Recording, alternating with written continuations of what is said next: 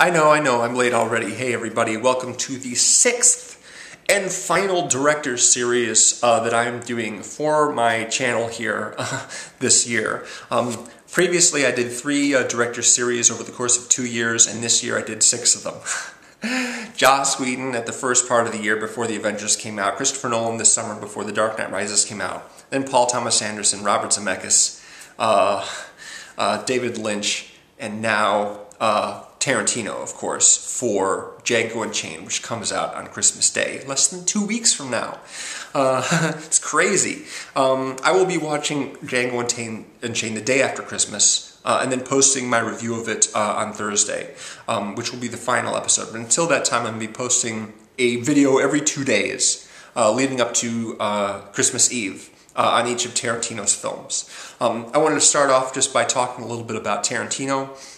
Y'all know basically about the basic history of him, I'm sure. He's a middle school dropout, actually.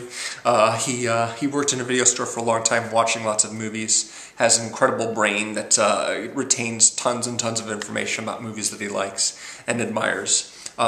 He got some money together to shoot part of a feature film in black and white called My Best Friend's Birthday, but he really didn't have enough to complete it. But then a script that he wrote called Reservoir Dogs was handed to Harvey Keitel by someone that he knows, and he got the funding together to make the film. And so luckily we have a feature film debut from Quentin Tarantino as a writer-director before the other scripts that he wrote actually came out. Once Reservoir Dogs hit Sundance, and everyone went, "Whoa, who is this Quentin Tarantino guy?" Then a whole bunch of people went, "Okay, we have to see what else this guy put together as far as scripts goes and see if we can get them into production."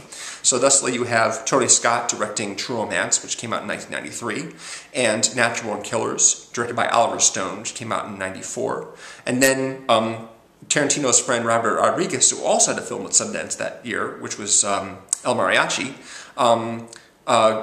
found out that Quentin had written a script called From Dusk Till Dawn, and decided to make that in a film. That came out in early '96, which Tarantino not only starred in as well. And of the pre-Reservoir Dogs scripts, that's probably the most faithful adaptation of his work, because he was so intimately involved with the production. And because Rodriguez is a good friend of his, that's a very there wasn't as many changes made to the script as there was, say, Natural Born Killers, which had a lot of changes made to it.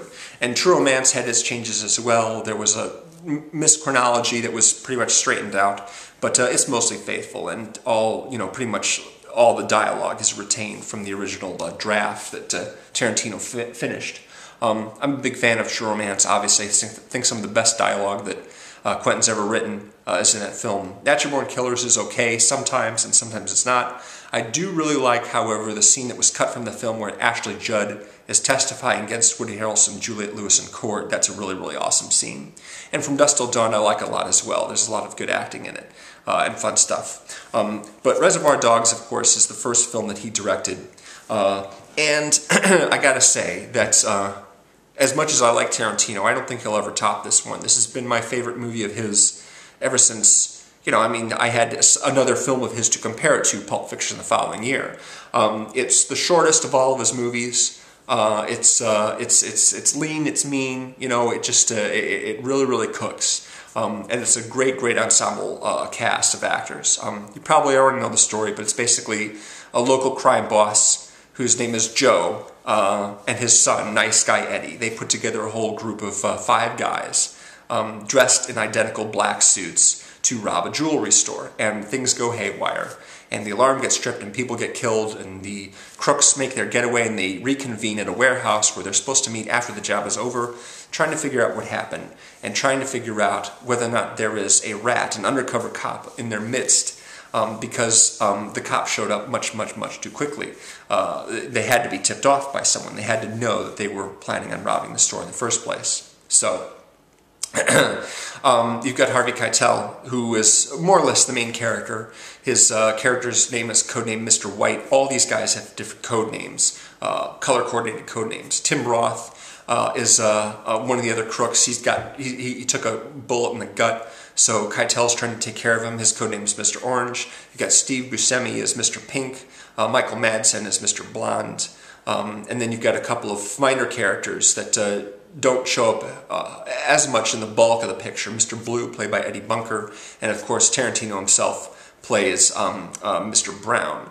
And he actually has the first line of the movie, of course. His first film as directory is the first line. And Tarantino really liked acting in a lot of pictures, but at this point I think he is well aware of the fact that he's not that great of an actor, and that he's much better at writing and directing, so that's what he's focused on. The last time he's acted, I think, was in Death Proof.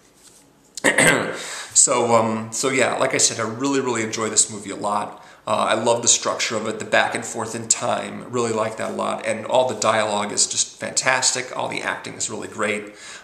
There's one guy in the movie that I haven't seen much of since Reservoir Dogs, and his name is Randy Brooks.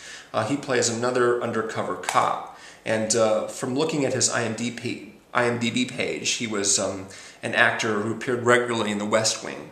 But aside from that, hasn't done much that I've seen, which is a shame because he's really good, especially in that film.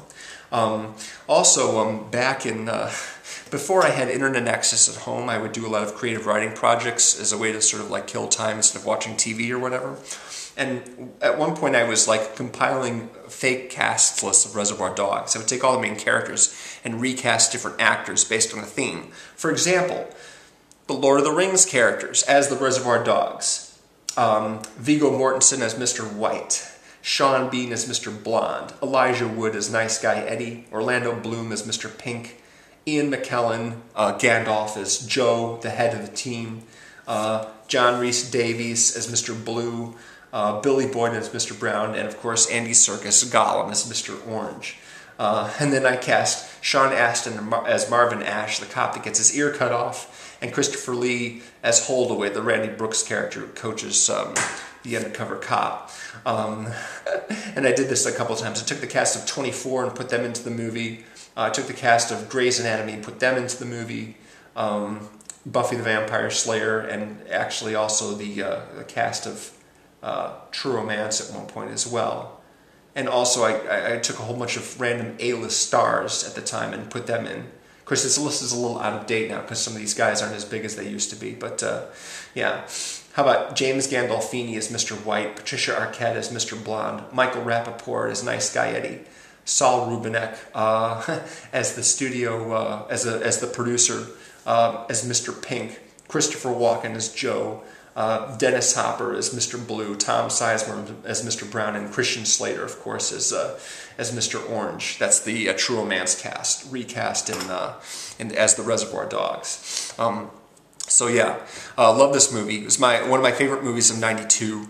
Unfortunately, '92 is an extraordinarily strong year for movies, so I didn't rank this one number 1. I ranked it number 3 underneath Glengarry Glen Ross and Unforgiven.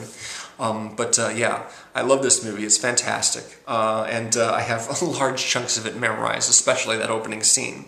Yeah, so there's my Reservoir Dogs review. Thanks very much for watching. And tomorrow, because I've started a day late already, tomorrow I'll have a review up of Pulp Fiction, which some of you might be familiar with. I'll bet you are. So thanks for watching, and I'll see you again real soon. Bye.